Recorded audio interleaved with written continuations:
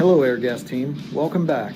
At Airgas, the 12 life-saving rules are foundational to our health, safety, and environmental management system, and to ensuring we go home at the end of our workday in the same condition we arrived in.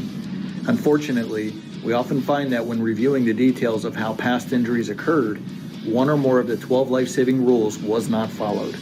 Let's take a moment to review those rules and why they're in place.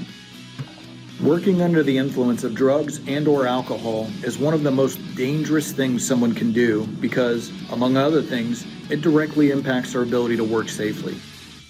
Due to the dangers associated with potential sources of ignition, smoking is only permitted in designated smoking areas. Wearing the proper personal protective equipment is our last line of defense for avoiding injuries and should always be considered before beginning any task.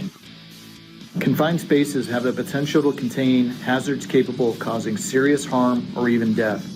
Only trained, properly equipped, and authorized personnel should enter confined spaces. Some tasks involve working in areas where there is potential for a hazardous atmosphere. Wearing an ambient gas detector helps to alert us when it's no longer safe to work in a space. Associates must be trained on how to use ambient gas detectors prior to using them in potentially dangerous environments.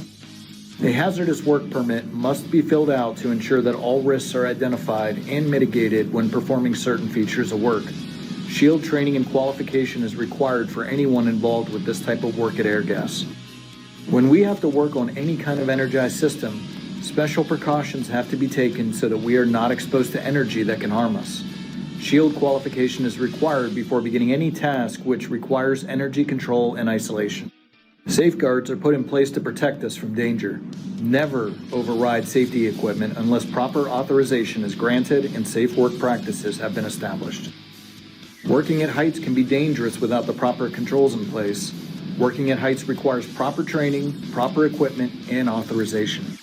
Never stand, walk, or work under crane booms or suspended loads for any reason. Loads must be secured to ensure that the load does not move under any driving condition. Verification that a load is secure should be performed prior to leaving the site and each time a delivery is made. One of the most fundamental things we do in both our personal and professional lives is to always wear a seatbelt when in a moving vehicle. Fastening your seatbelt only takes a few seconds and can save your life. Our safety is the most important consideration at Airgas, and by following these 12 life-saving rules, we make a commitment toward maintaining a high level of safety.